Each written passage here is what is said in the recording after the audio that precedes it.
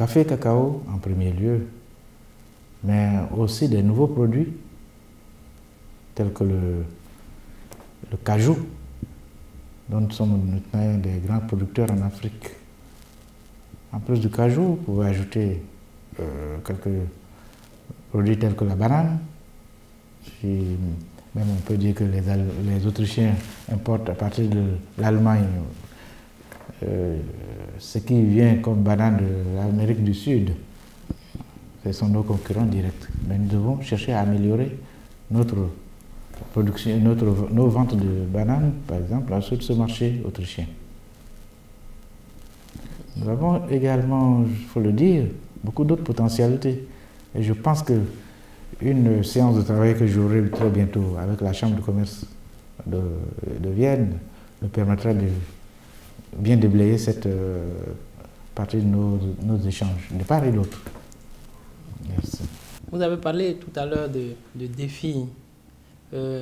Maintenant que vous avez présenté vos lettres de créance, voulez-vous commencer par quel défi?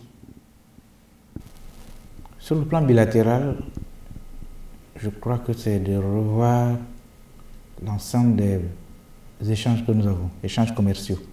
C'est vraiment le premier défi. Ensuite, voir les investisseurs potentiels dans ce pays qui pourraient s'intéresser à la Côte d'Ivoire. Je crois que ce sont là mes premiers défis sur le plan bilatéral.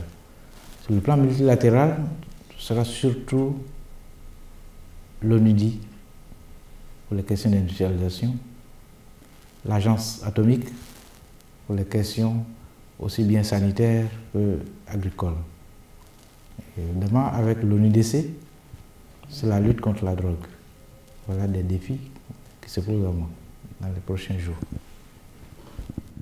Oui, il y a une question qui me vient en tête, c'est la mobilité des personnes, des Ivoiriens et des Autrichiens. Que les Autrichiens aillent en Côte d'Ivoire, ils n'auront pas de problème, il y a une ambassade ici.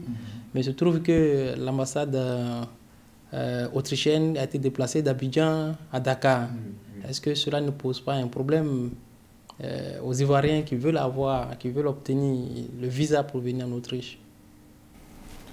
Dans les prochains jours, mes entretiens avec les autorités du ministère des Affaires étrangères porteront sur cet écueil qui existe, qui pénalise, j'allais dire, les Ivoiriens. Partir à Dakar pour une demande de visa, c'est déjà commencer à dépenser. Oui, c'est un aspect majeur de nos problèmes avec ce pays. Nous allons revoir ça. Je dois vous dire que c'est quand j'étais secrétaire général du ministère des Affaires étrangères que l'ambassade autrichienne a été fermée en 2005 pour les raisons de sécurité à l'époque. Je me ferai fort d'obtenir cette ouverture avec l'appui de mon gouvernement. L'ambassade de Côte d'Ivoire était fermée ici, comme vous l'avez dit, et il s'est trouvé que des Ivoiriens, par exemple, qui sont en Hongrie, ils étaient obligés d'aller jusqu'en Allemagne pour faire leurs documents, et cela pose un problème de circonscription diplomatique. Est-ce que dorénavant, ces pays de l'Est rentreront dans la circonscription de Vienne ou bien? Tout évolue. Le gouvernement aussi peut décider d'ouvrir des ambassades dans ces pays voisins, dans l'un des pays voisins pour qu'ils soient bien servis. Mais dans la mesure où ce sera Vienne, qui sera le point le plus proche pour eux, il y a lieu de revoir les répartitions des circonscriptions consulaires. C'est un dossier que le ministre des Affaires étrangères, le ministre d'État est en train d'examiner pour que, de manière pratique, cet écueil soit résolu le plus rapidement possible. Passer de Bratislava qui est à 60 km pour Vienne et pour Berlin, alors que nous sommes là à 60 km de Bratislava, vous voyez que c'est quand même un écueil, une difficulté qu'il faut au moins résoudre rapidement. Non, c'est un dossier en cours et je pourrais vous dire que très bientôt, certains points tels que la Hongrie, tels que la Tchéquie ou la Slovaquie On devrait pouvoir nous accorder, de pouvoir aider tous ceux qui viennent de ces trois pays à pouvoir aller en Côte d'Ivoire sans trop de difficultés, et vice-versa. Oui. Est-ce que vous avez un dernier mot, peut-être à l'endroit des Ivoiriens qui sont ici? Oui, là, vous posez une question très importante.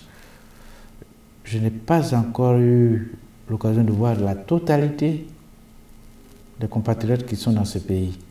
Je sais qu'ils sont nombreux. J'ai pu rencontrer une dizaine.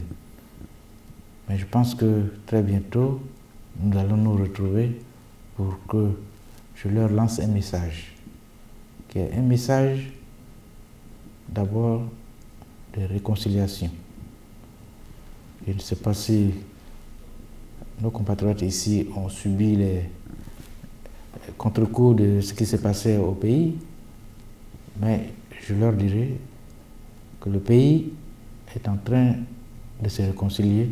Il n'y a pas de raison que eux qui sont à l'étranger restent sur des positions d'antagonisme entre eux. Nous sommes tous des Ivoiriens sur cette terre étrangère qui nous accueille. Ensuite, je leur lancerai le message que le pays est au travail, que la Côte d'Ivoire est au travail, parce qu'il y a beaucoup à faire. Donc on attend de la diaspora de Vienne, de l'Autriche, qu'elle puisse s'arrimer aux autres concitoyens qui sont sur place pour faire de la Côte d'Ivoire une terre comme autrefois elle était, une terre d'accueil, une terre où il fait bon vivre et une terre prospère.